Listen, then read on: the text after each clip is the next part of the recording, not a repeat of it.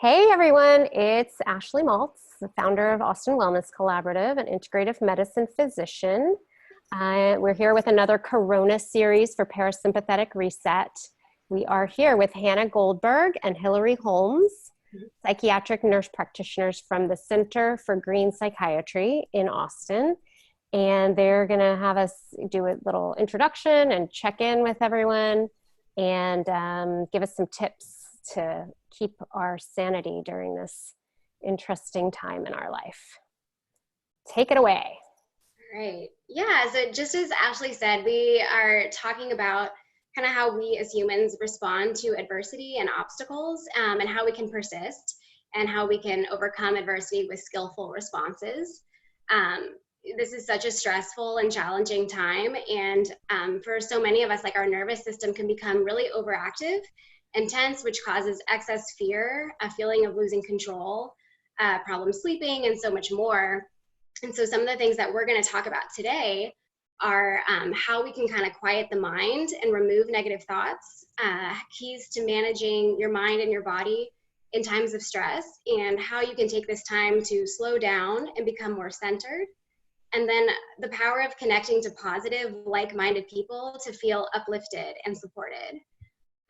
And parents especially, are just under a huge amount of stress right now.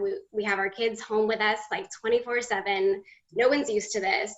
We're trying to balance this with housework, potentially working full time, and everything else that we're trying to do. And so for this talk though, no matter what your situation is, whether you have kids at home or you don't, or you're working or you're not, whether you're by yourself or you're with a family, I think that the skills that we can discuss can be really beneficial for anyone, just dealing with the stress and overwhelming feeling that most, if not all of us, are experiencing. And I think we also wanted to mention that, before we get into talking about skills and tips, that there are a number of resources available if you are experiencing some intense mental health symptoms. Many practices, psychiatry practices, therapy practices are open currently, and anybody that was accepting patients before are often still accepting patients, usually seeing patients through video. So that's an option if you're looking into that. Also, emergency rooms are still open, still functional. So if you're experiencing some sort of psychiatric emergency, that's still a safe place to go. There's, of course, the National Crisis Text Line. You can text home to 741-741 if you have any interest in, chatting with somebody and trying to get some help. There's the National Suicide Prevention Hotline. In Austin specifically, the Texas Health and Human Services has launched a statewide mental health support line. So anybody who's experiencing stress or anxiety, feeling overwhelmed related to the COVID-19 pandemic can call that number. You can find online. And then there's another. And yeah, I was going to say along the same lines of just looking for resources right now for people who are struggling. For new moms and dads, this is particularly a difficult time. You've just maybe brought a baby home or you have young kids at home.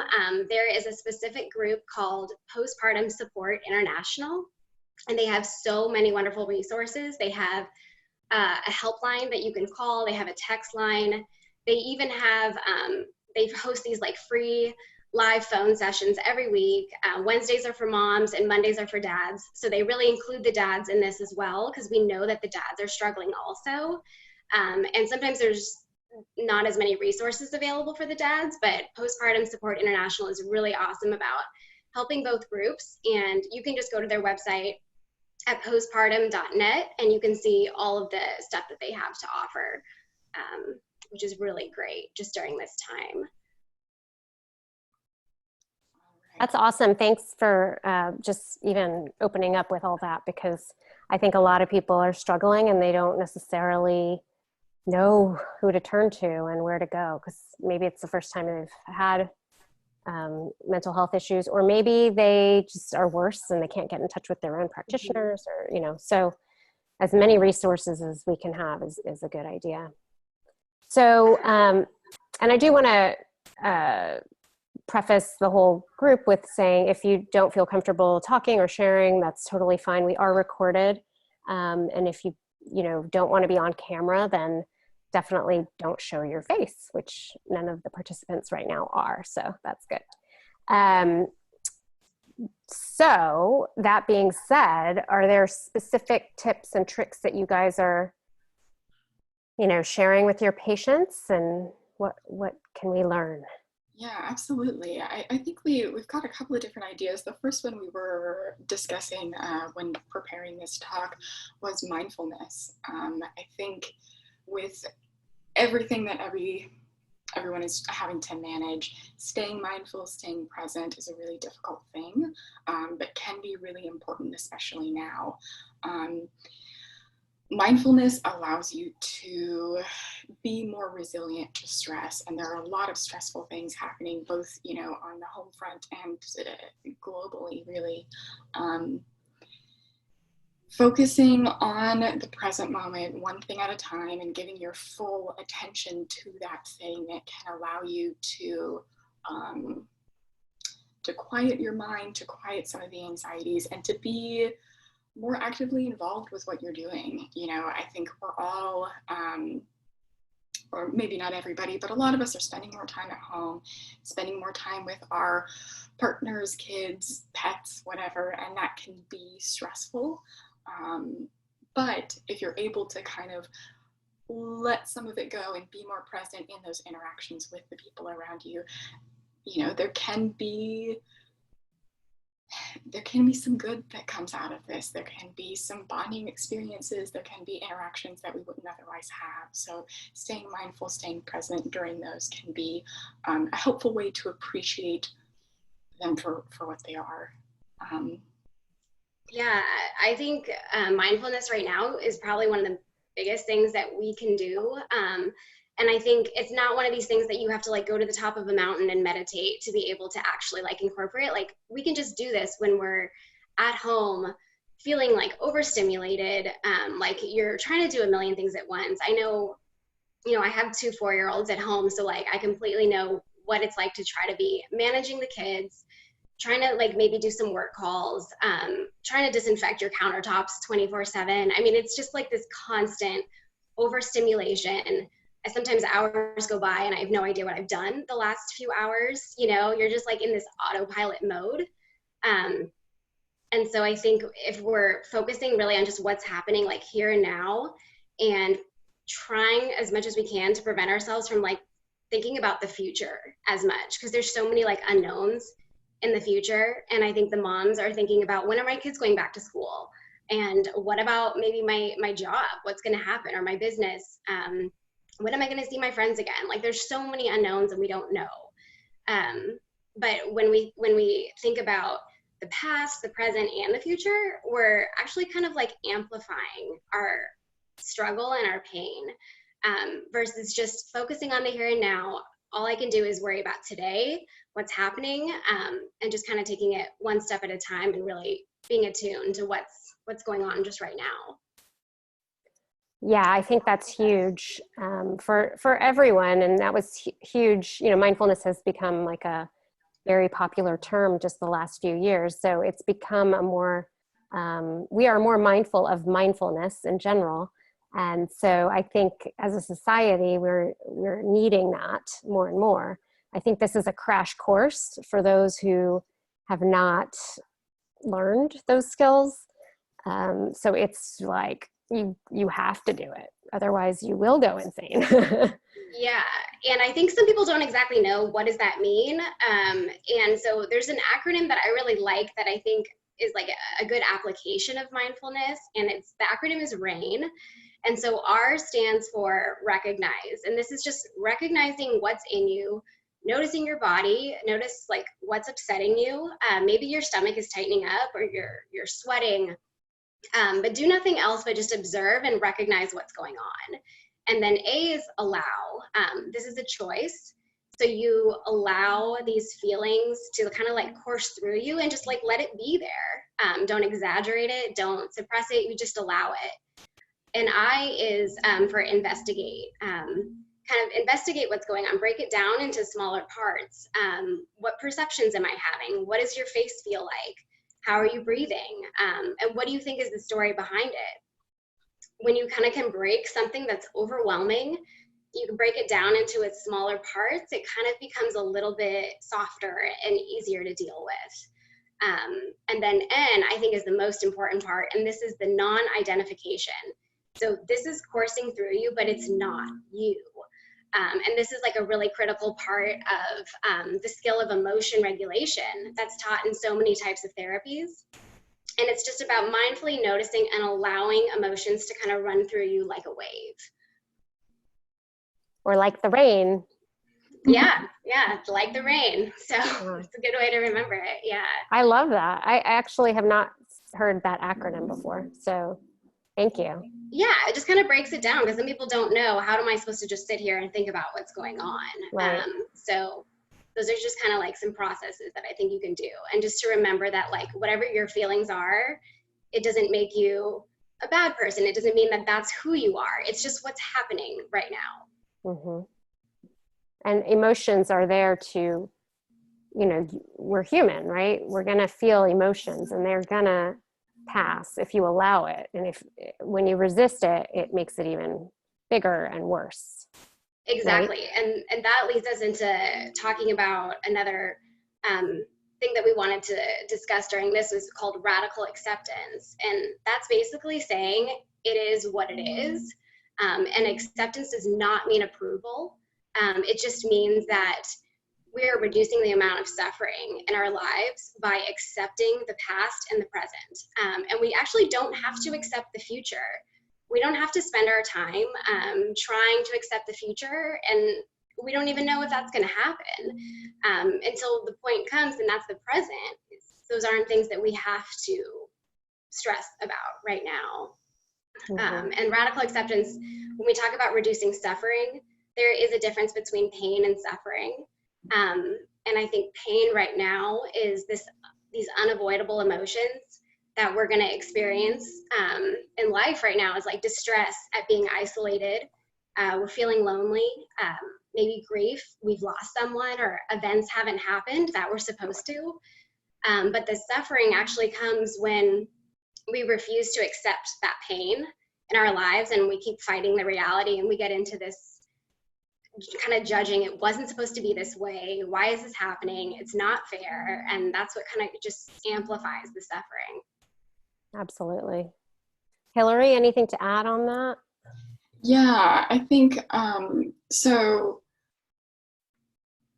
I think an important part about radical acceptance is with these situations, and right now I think in life for all of us there are quite a few things that aren't going to plan. It's allowing yourself to experience that pain, but not allowing suffering to dictate what you do, dictate the decisions you make, dictate how you live your life. And I had a pretty big event that was supposed to happen a couple weeks ago, my wedding. So I was supposed to get married at the end of March, and with everything happening with the pandemic, it seemed like every day it's getting worse and worse. We tried to decrease the number of people at the wedding several times, but then we got the stay-in-place order, and it's like, okay, maybe this wedding is not going to happen at all. And my fiance and I were really upset. We had planned the wedding for a year. We were just a couple of weeks out, and just so ready to start our lives and kind of get through this marker. But again, it became clear that it wasn't going to happen as we had intended. But after, we talked through it a lot, and eventually decided that we were going to go through with the wedding, and we just did a Zoom call with our friends and family and had a little ceremony, and we got to dress up, we got to take some pictures, and at the end of the day we got to be married. And I'm so thankful that that we had that experience. And again, it's not it wasn't fair. It wasn't what we had planned, but, accepting it and saying, okay, this is different than I expected, but it still can be good. That allowed me to really enjoy it. And I've been so thankful that, again, we've made it through that life marker, and we have a very unique wedding day that I think a lot of people who are involved won't forget. So, yeah, that's beautiful. Well, congratulations. Yeah, thanks. Yeah. And now when this is all over, you could throw a big party or a small party. Yeah. I don't know. Right. Yeah.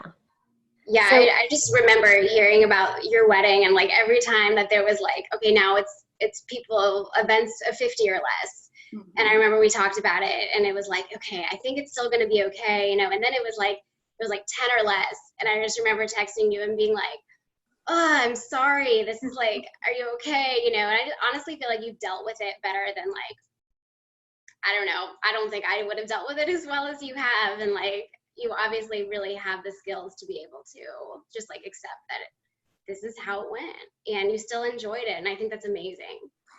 Yeah. And I think, I don't think that there's anything really special about me. I think that, when we're faced with these really difficult decisions in life, you're sort of forced to grow, forced to accept things. I mean, there were several weeks there where, as everything was kind of going wrong, I would definitely say that I was suffering. I was just stuck in this isn't fair, this isn't right, this isn't what I wanted it to be. But again,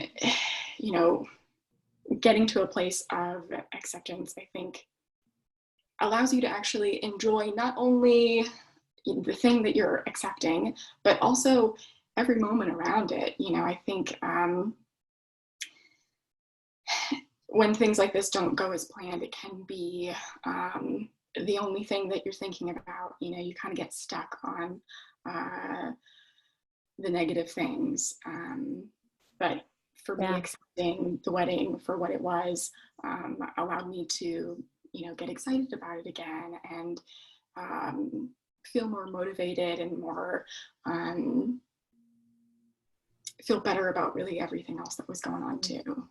So that it really makes me remember and think about, I wasn't alive for the Spanish flu in 1918, and World Wars I, II, hopefully never a III, but Korea War, all the wars, the Great Depression. It makes me, and the Black Plague back in the medieval times. We have such a small historical context as Americans, but it makes me think bigger in this time. And holy cow, people are so resilient. When it comes down to it, even though we may never have experienced anything like this, thankfully in our generation, but before, but we'll be okay. We'll get through it. We'll be creative. There's possibly good things that are going to come out of it, hopefully. Fortunately, we have Zoom, we have the internet, we could be endlessly entertained forever, so, we have to remember that. And that's kind of where I'm reminded often. Yeah, for sure. And I think something we also wanted to talk about with this is we have some techniques to kind of get to that radical acceptance, because sometimes it's easier said than done.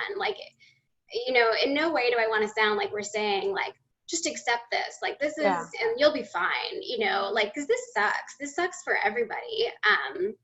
And our emotions are all over the place. I know mine are, and I know some skills, and sometimes still they're hard to implement. Right.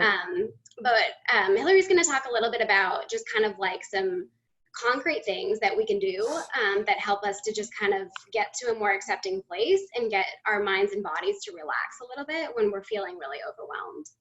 I did, before you do that, I was going to just ask the audience and see if anyone wants to just do a quick check-in, how are you doing emotionally? Are you doing okay? Do you need some support? if anyone wants to. It's okay if you don't. Thank you guys for just even being here in our chat. Even if you're on mute, thanks for joining us. So yeah, if there's any questions or anything you want to add or you have an experience, I think it'd be beneficial for everybody. I think Hazael just unmuted, so. Yes, I did. Yeah, no, I'm glad that you all are putting together this talk, and I think we all need a little support, you know, during this time. And like you mentioned, you know, even if we think we know techniques that help, it's just, you know, we need each other's support at this time. You know, so I greatly appreciate it. Yeah, it's, you know, it's funny, you can know all the skills and then in the heat of the moment, you just don't remember to use them. I have that problem sometimes. So yeah, absolutely. I think now more than ever, I think we're kind of recognizing the importance of community, of, you know, having people that we're connected to. And I think that's sort of been lost. So I hope that, you know, with us being isolated and kind of recognizing like we really need people, we really need each other, I hope that we kind of lean into that, and that, you know, maybe things like this, you know, become a good place for people to connect and be heard. And yeah. All right, so now it's you're up. Sure. So a couple of things, and I think these are great ways to really calm your physical body so that you can kind of be open to loosening your grip on some anxious thoughts, or giving yourself enough space to really think clearly. I think, again, as Hannah was mentioning, when things are moving so quickly, you're so busy, it's hard to slow down, it's hard to get connected with our bodies, but it's so important to really to doing any sort of emotional processing, to do any sort of work on acceptance of some of the situations. So the first example is deep breathing. So various forms of deep breathing are helpful. The example we have here is inhaling for 4 seconds and exhaling for 5. And those numbers are not totally random. It's important in particular to have your exhales last longer than your inhales. That allows you to relax a bit better. Can also be helpful to breathe through your nose. That's more calming than breathing through your mouth. So that's one option. Another idea is to take an open posture. So having your arms open, palms open, not tense, not having your arms crossed, that can kind of help relax you. I think that's also a good clue for people around you that you're open, you're listening, you're comfortable.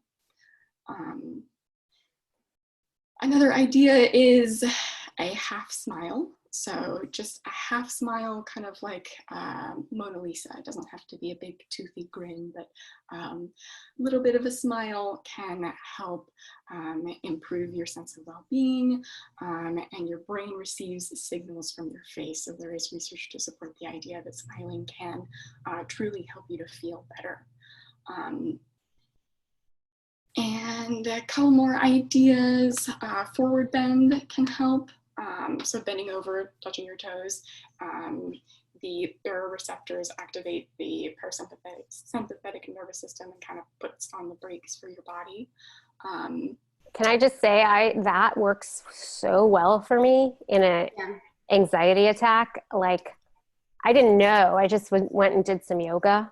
This was a couple of years ago, and it just like, I felt so much better just from doing like just up and down, and maybe a couple, forget the yogi name, but you know, anyway, flatten your back and, you know, extend. It was, love that. Yeah, that's like my go-to one when I'm starting to like, just you get kind of in this crazed mode and you're like, oh, I need like a reset. And I literally remember the forward bend, and it's just getting your head below your heart. as Hilary said, actually activates like our rest cycle versus being in like our fight or flight, which a lot of us are just in 24/7 now. It gets our opposite, the parasympathetic, to activate, which helps us to rest. And it really just like feels like a reset a lot of the time. Right. And I think another thing to mention, a lot of yoga asanas, yoga postures are helpful to getting you connected with your body and kind of re-regulating when you're feeling off. And it doesn't have to be, you know, the benefits of yoga, it doesn't have to be in a 60-minute, you know, dedicated on your mat kind of thing. It can be just standing up from your desk and bending over and touching your toes, or, you know, if you know downward dog, trying that out, that can be helpful. So I think, and even just the savasana, so laying flat and laying down on your back, that can be a good way to kind of reset as well. So it doesn't have to be a dedicated yoga practice for you to get the benefits. You can do a single yoga posture, and that can be enough to kind of reset your body. Yep. And then next idea here is the, let's see. I think we wanted, next week we're going to talk a little bit about walking the middle path, which basically means that like we're replacing these black and white extreme ways of acting or feeling with a more flexible, open-minded approach. And I think a lot of us are experiencing this right now, where like we're kind of going one way or the other, whether we're completely staying in the house and like not going, or people who are relaxed, or we're disagreeing with each other on certain things, where we're maybe believing like you're wrong and I'm right. While we are trying to be together as a community, I think there's a lot of fear, and that fear is causing us to maybe judge others for what they're doing and take a very extreme position on things. And I think that's normal, but I think there's so much benefit to finding a middle path to go down that kind of allows us to be a little bit more flexible. It makes room for compromise, which validates not only our own feelings, but feelings of other people. Which I think is so important for this like interpersonal communication and sense of community. And so there's like a couple situations going on now with the coronavirus that I think taking a more balanced approach can be really beneficial for our mental health. For example, limiting our exposure to media, whether it's the news or social media, versus staying informed. We all want to stay informed right now about what's happening in the world, but that exposure to media can be actually extremely activating and even sometimes traumatizing for a lot of people. And so I think putting a limit on how we're viewing media, when and how long we're checking in on the news, reading social media, can be really beneficial. And then maybe even just completely eliminating news that really doesn't offer us any benefit, such as number tallies. We're just seeing the numbers go up right now. And for me, it sets this like fear off every time I see this. And I finally said to myself, like, I'm turning this off. Like there's no need for me to see the numbers each day. We kind of have an idea of what's going on. I'm staying informed about the main events and things that are happening, but I don't need to do that to myself. Right. And so we need to like stay informed with facts from reputable sources, which would be the CDC, WHO. These are the places to get your information so that we are staying informed as a country. There's lots of rumors and misinformation going on social media right now, and even blogs or news sites. Depends on what news site you're watching, right, that you're going to get a different idea of what's going on. And so, yeah, just finding that balance, going to your reputable sources can really help us eliminate the unnecessary stress. Right. And then I think like striking a balance between taking precautions and being really careful, like in regards to like washing our hands, staying at home, and then not completely like panicking. And we're seeing, like, when people go to that panic level, we're seeing people hoard food and supplies that you don't need, you're never going to use. We're seeing people maybe being rude to their neighbors, criticizing, calling out people for doing certain things. We're just in this level of panic. Yeah. And it is possible to stay safe and do what you need to do, but also maintaining some balance and flexibility. Yeah. It kind of makes me worry that, the panic when people were at first, like when everyone was going out and, going crazy with the panic, it does remind me of like World War II, what I imagine it to be, like your neighbor and, that's the other, they're the dirty ones and they're infected people. And there's been a lot of racism against Asian people, Chinese people because of that. And it's like, oh my God, like we're back in pre-war or World War II times where people were, telling on each other and outing each other. Like that is, I hope that never happens. It makes me a little fearful for that. Yeah, I think so too. I mean, we're seeing it on our neighborhood Facebook pages, people calling each other out. I saw your kids at the park, or I saw people at Starbucks. What are you guys doing? Like, people are really kind of turning on each other a little bit right now. And I think it's just really important to remember that, like, there is gray areas. There's reasons why people are doing certain things. You may not know the whole story of why people are doing things. And it doesn't have to be this black or white. There's a lot of gray area, and staying somewhere in the middle kind of allows us to create some peace and contentment, I think, in stressful situations. Right. Hilary, anything to add there? Oh, sorry. No, you're good. Yeah, I think this kind of goes in line with the next part that I can talk about pretty quickly.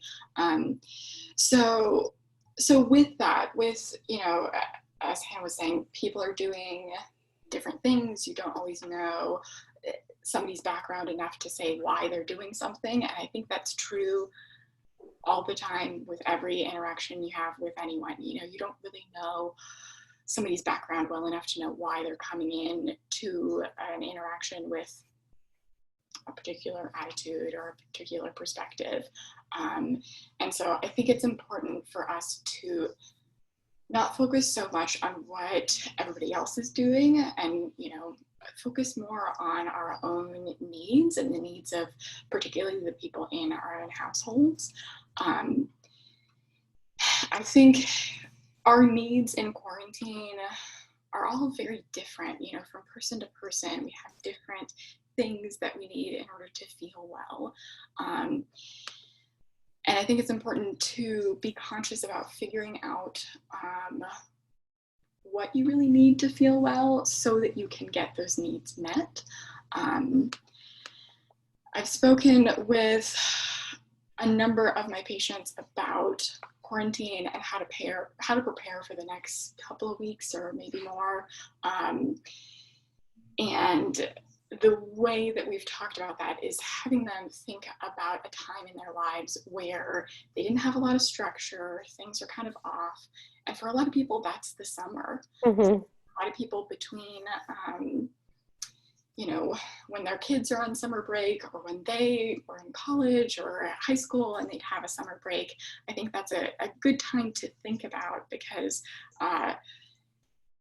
some of us do really well with no structured time, and we just fill our days and we feel nice.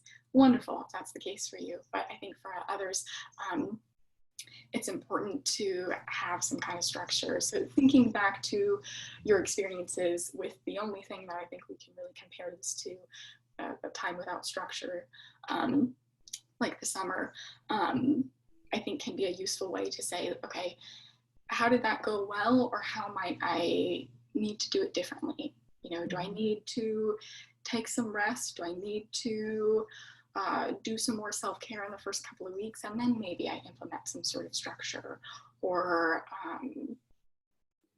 so I think that can be a useful way to think about it. Yeah. I know what I won't be doing is staying up till 3 a.m.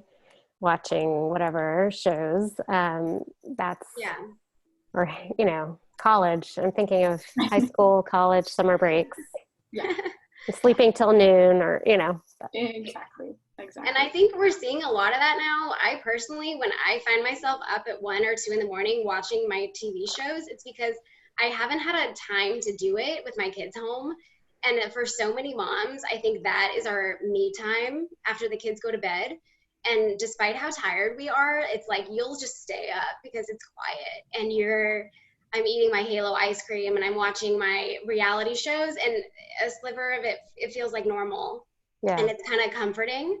And I think it's okay to do that once in a while, Yeah. but for the most part, I don't feel great the next day when my kiddos wake me up at 6:30 in the morning. And I think that just goes to show right now that sleep is really, really important. And maintaining like a sleep structure that was similar to what was going on before this all happened is so kind of critical for our bodies to be in a routine again. Right. And like Hilary was talking about, kind of knowing what our needs are at this time. This is like the time for self-care. And we have time, I think, I think even moms who are at home with their kiddos and they might say, I don't have time to shower, let alone like practice self-care. I think what's really cool about a lot of the skills that we can do is we can do them with our kids, and we can both benefit from it. I love these acronyms because they help me remember things, but there's an acronym about strong. So the S would be sleep. Your T is about taking medications as you're prescribed and making sure that you're really taking care of yourself and treating any health problems that you already have. The R is for resisting using drugs and alcohol right now. Like, this is a time where I think I was just thinking about that. It's really, and Hilary's going to talk more about that because I think that's an entire webinar in and of itself right now. But that's the R, and then O would be doing something once daily and building a mastery towards it. Like, what's something that you can do once every day that might be difficult at first, but kind of gets easier over time, and then you build to that mastery. Examples could be waking up at 9 a.m. if your urge is to stay in bed all day. You do it a couple days in a row, and you're gonna get into the swing of it. Making yourself eat breakfast if you don't normally. Learning stuff through a podcast, yoga apps videos, doing things like that you kind of get a sense of, wow, I've learned a lot during this, or I'm able to now do these things that were once difficult. And then our N is for nutrition, which is so important right now. And then G is for getting exercise. So I think those are just kind of like our self-care little bullet points. And definitely I think we can talk a little bit more about the resisting the drugs and alcohol right now. Hilary, if you want to talk maybe a little bit about that. Yeah, sure. Ashley, did you have a question, or were you just interested in that? No, I think that I already had noticed that my friends who are moms and were stay-at-home moms, or not even, they started drinking a lot more. Mm-hmm. And so that, like, on a daily basis, and I have a lot of patients that come in and say, I don't drink that much. I have like 2 glasses of wine at dinner every night. And I'm like, well, if you're, so a little here, a little there, nothing too crazy, moderation. But I feel like this is a time of heightened intensity, heightened stress, anxiety, and people are going to be reaching for the bottle or whatever else they're using more frequently. And I think or food is a very big addiction and coping mechanism. Yeah And I think that there's a reason that's happening. I think that the things that kind of give us an escape, and sometimes that's alcohol, sometimes that's food, sometimes that's television, sometimes it's a number of different things. Everything is so stressful right now. I think some of us do have that sense that we want to just kind of turn off. I don't want to think about this. I want to just have some fun. I want to be lighthearted. And maybe alcohol is the thing that I've used that gets that need met. The trouble, I think, comes in you know, when you use substances, particularly like drugs and alcohol, the way they work, it really makes it difficult to get the same level of joy out of non-substance related activities when you're using alcohol or other substances consistently. So, you know, I don't know that there's a particular amount of alcohol that I would say like, oh, this is for sure too much. I think it kind of depends on the person, but I think if you're using it to kind of numb or kind of turn off, that might be a little bit of a sign that that you might want to pull back, or that you might want to be a little more present in your body before you reach for the glass of wine or what have you, and see if maybe there are some other ways to cope with the stress or other ways to get some enjoyment or joy aside from just the alcohol. It can be, you know, convenient and easy, but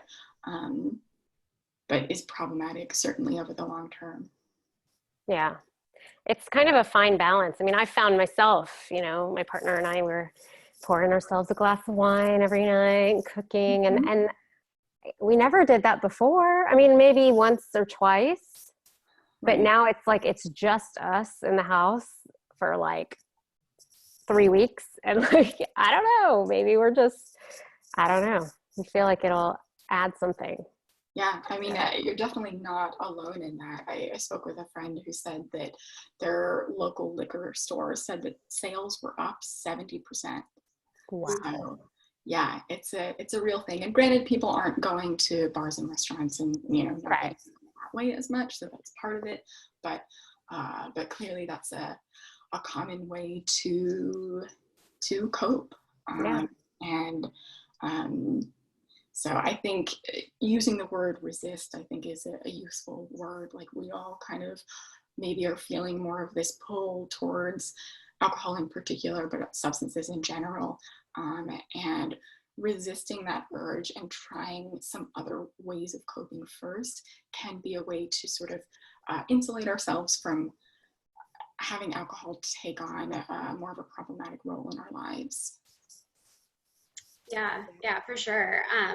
And I think just when we're at home with kiddos also, that being present can be really hard. You feel like, I'm trying to be present 24/7, and they want something from you literally every second, and that's exhausting. And I think we know how that feels. And so I think along these lines of like saying that this might be something that we want to be careful with is also just kind of giving ourselves grace a little bit during this time.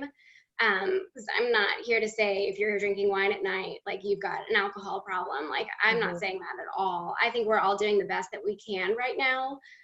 But what we would care about is that if there is an issue that's going to become another issue to deal with. And I just think with everything going on, we just don't need any more. That's going to be something to struggle with after this. And so my hope is that when we do this video of maybe trying some other skills that can get us to a place where we feel like we don't have to reach for it, if that's why we're having a glass of wine, you know? Right.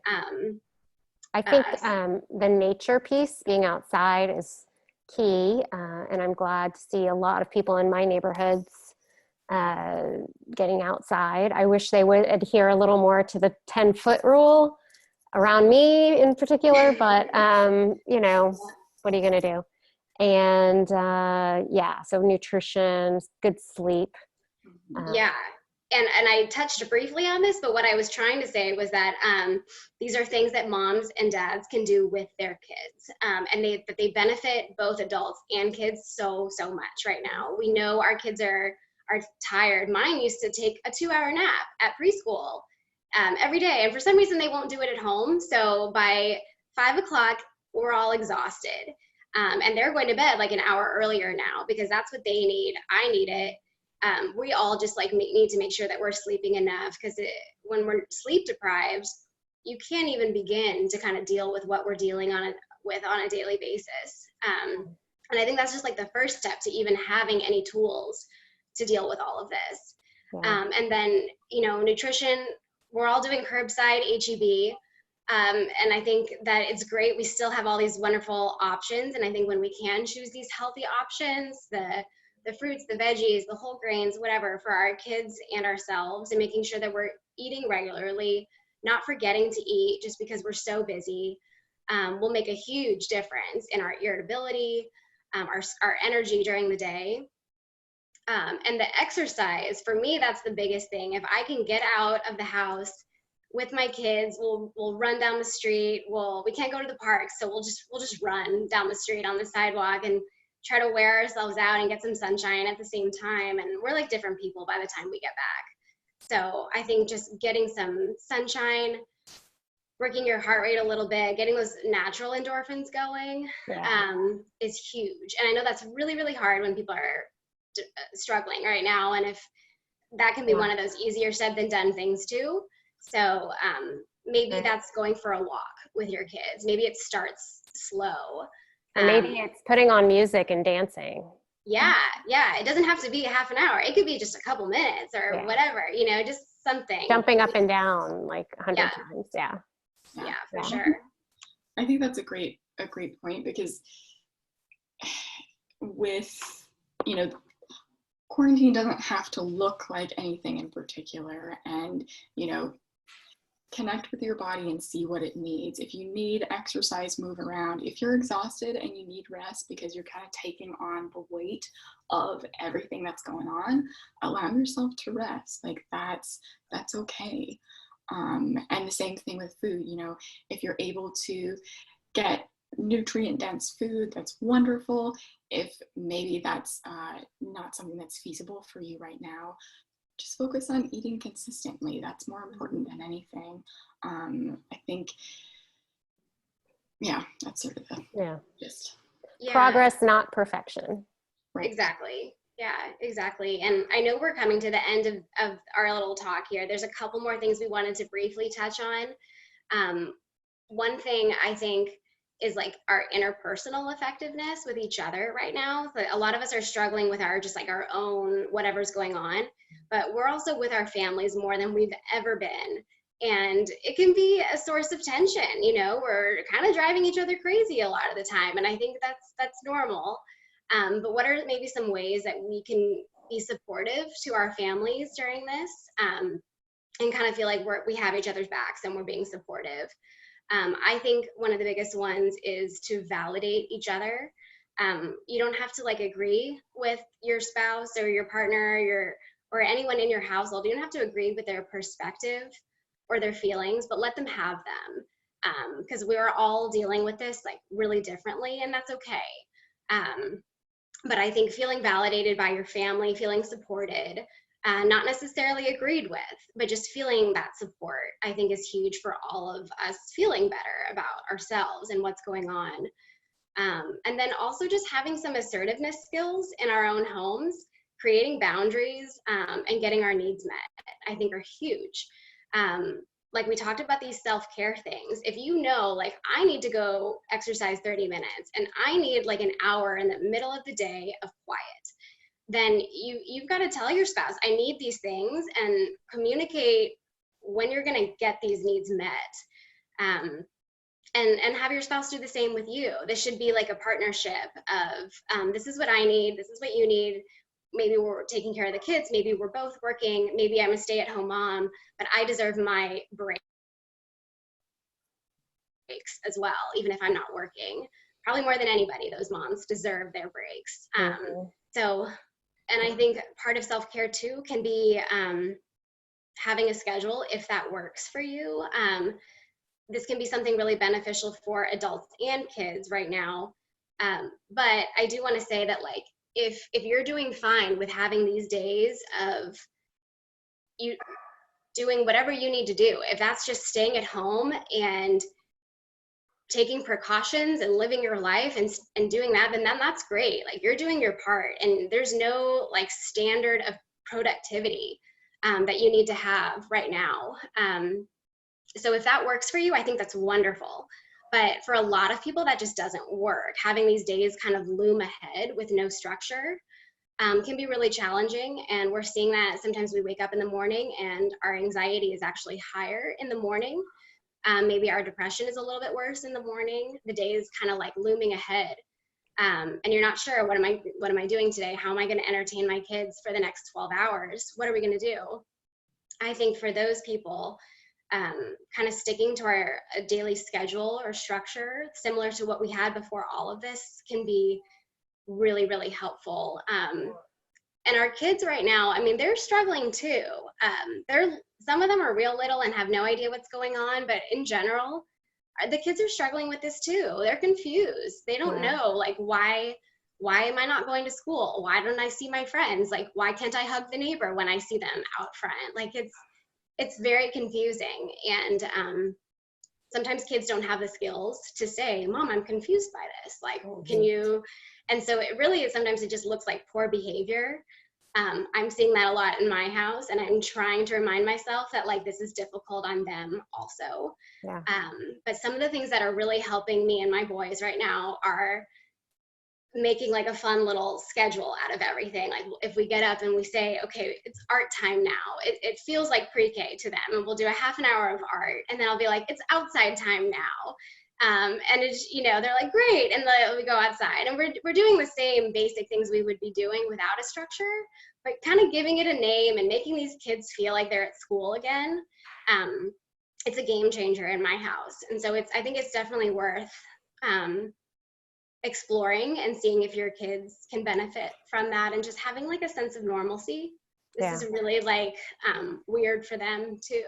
Yeah. So yeah, I think kids like structure. They tend to like it, even though they might fight it, but they they want to know what to expect in a way. Yeah, and that's why I think like adults and kids can really benefit from, this is what to expect today, and we're gonna plan out the meals, and I don't have to say like, what am I making for dinner tonight?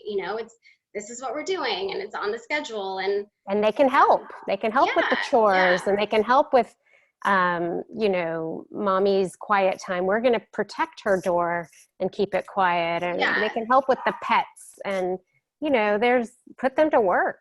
Exactly. I just got a magnetic chore chart for my little ones, and they get like a magnet next to all the stuff they're doing, and they think it's a blast. So I think if you can make a game out of things that also help you, it's a win-win.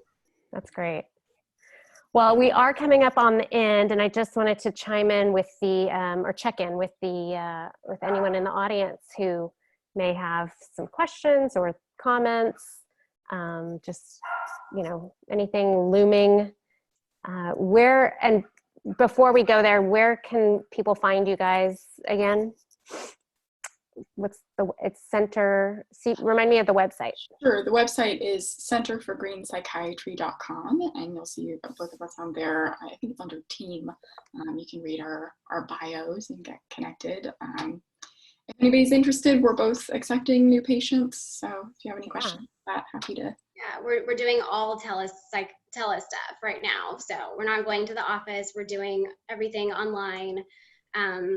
Hilary accepts a couple insurances. We're also looking at sliding scale payments. We know this is like a difficult time financially for people, so there's lots of different options. And you guys prescribe medication just to set you apart from, just so people understand what you're offering exactly. Yeah. Anyone with questions from the audience? I know it's there's a lot. We could keep going. I feel like the three of us. Yeah. I love this stuff. Unfortunately, we have to talk about it, but it is part of life, and adjusting and being resilient and all those things. So, all right. Anything else? Last minute comments, Hilary, or? I think we just about covered it all. I think, if we can do nothing else, make sure that you're connecting to people, make sure that you feel like you're being heard and seen, and however that looks these days. I think that can help kind of ward off some other issues. Yeah. Well, that's sort of part of why I created the series, is to get people in the room together and engaged, and obviously supporting people who, are on the front lines, or, businesses, self-employed people. and just to create more community. And it's kind of forced me to rethink, the whole, I think all of us, it's forced us to rethink how we socialize and build community. So yeah. Thank you. Yeah, and I think just on that note, this connection right now, we are physically isolated, but we do not have to be emotionally isolated. I think more than anything, we can surpass like how we used to communicate with our families and our friends. And I've met some new friends from Austin Wellness Collaborative. Yeah. I've had time to like do things I didn't have, and the video chats sometimes make you feel like you're closer, to your friends than maybe just seeing them at school drop-offs and stuff. And Right. and just kind of showing empathy towards others right now. Sometimes even just Or limited compassion. self-disclosure. Yeah. Yeah. Compassion, empathy, and just kind of maybe saying like, yeah, sometimes I'm having a hard time too, and this is how I'm dealing with it. Kind of can create this like sense of community that we're all in this together. We're going to get through it together. And this isn't going to go on forever, but we just have to do our best right now to kind of deal with it as best as we can. Yep. I love that. So just some of the comments. Thank you so much, ladies. Super helpful and informative from Sarah. And then from Steve, who's a psychotherapist or counselor on the line. Thanks to all of you for offering this. And Hazael said earlier about the wedding, wow, congrats. Glad to hear you found a way to make it happen. So, all right. Well, thanks, ladies. This was awesome. I can't wait to put it up on the channel, the YouTube channel, austinwellnesscollaborative.org. Our YouTube channel, I guess, is just search for Austin Wellness Collaborative, but I'll post links in the AWC and you can feel free to spread them. It's a public channel. So. Great. Awesome. Thank you so much for having You're us and welcome. for coordinating this. I think it's great. So You're welcome. Y'all take care, be well, be safe, all the things. And get rest. You too. Yes, everybody. Yes. And it's beautiful and sunny out, so maybe we can all get some sunshine. It's a little hot today. A little hot. Maybe Getting put a hat and some sunscreen on. Yeah. Yeah. But, all right. Y'all take care. Bye. Bye.